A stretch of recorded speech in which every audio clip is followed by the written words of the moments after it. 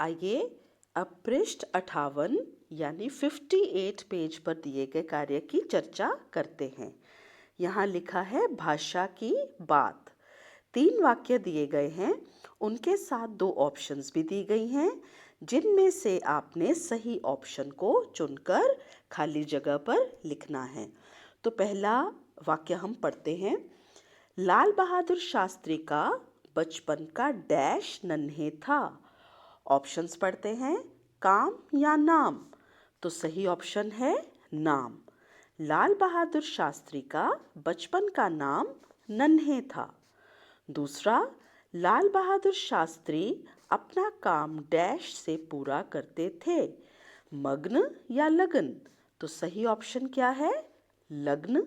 लाल बहादुर शास्त्री अपना काम लग्न से पूरा करते थे। तीसरा वाक्य पढ़ते हैं। माली ने नन्हे को डैश लिया, जकड़ या पकड़। तो सही ऑप्शन आपको पता चल गई होगी, पकड़। माली ने नन्हे को पकड़ लिया। आगे लिखा है, परिश्रम शब्द में श्र है। श्र से बनने वाले 3 शब्द लिखिए। तो बच्चों, आपकी सहायता के लिए मैं आपको श्र से शुरू होने वाले 3 शब्द बताऊंगी। आपको भी इस व्यंजन से यकीनन शब्द आते होंगे। तो चलिए मैं पहला शब्द बताती हूँ, श्रुतलेख। दूसरा, श्रुति। तीसरा, श्रवण। इसके अलावा भी आपको श्र व्यंजन से शब्द अगर आते हैं तो आप यहाँ वो भी लिख सकते हैं। आगे पढ़ते हैं, क्या लिखा है, बताइए इन्हें और क्या कहते हैं। पहला शब्द है देश।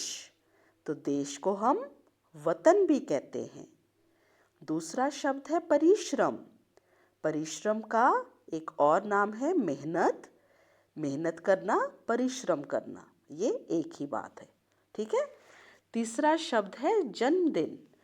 जन्मदिन को हम वर्षगांठ भी कहते हैं। और अंत में लिखा है प्रयत्न यानी कोशिश। प्रयत्न करना, कोशिश करना। तो इस तरह से आपने इस कार्य को कंप्लीट करना है। आइए अब जीवन मूल्य पढ़ते हैं। यदि हम किसी काम को अच्छी तरह से करने का निश्चय कर लें तो अवश्य ही सफल होते हैं। आप अपना काम पूरा करने के लिए क्या क्या करेंगे? ये बात तो बिल्कुल सही है कि यदि हम किसी काम को अच्छी तरह से करने का निश्चय कर लें तो अवश्य ही सफल होते हैं। आप अपना काम पूरा करने के लिए क्या क्या करेंगे? तो यकीनन आप अपना काम पूरा करने के लिए बहुत मेहनत करोगे। अपना काम पूरी लगन से पूरा करोगे। उसमें कहीं कोई गलती ना आए, इस बात का विशेष ध्यान रखोगे। यदि आपसे कोई गलती हो जाती है तो आप उसे कैसे सुधारेंगे? उस गलती को आप सुधारने के लिए कड़ी मेहनत करोगे।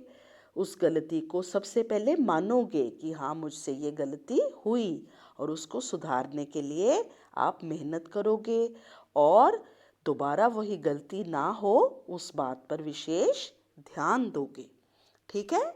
आगे लिखा है कुछ करने के लिए। यहाँ गुलाब के फूल पर एक सुंदर सी छोटी सी कविता लिखी हुई है।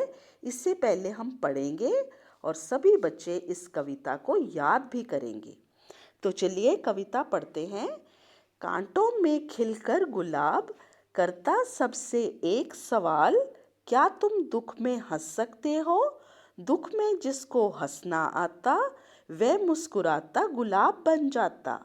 यानी गुलाब का फूल हमेशा कांटों में खिलता है और सबसे ये सवाल पूछता है कि क्या तुम दुख में भी हंस सकते हो?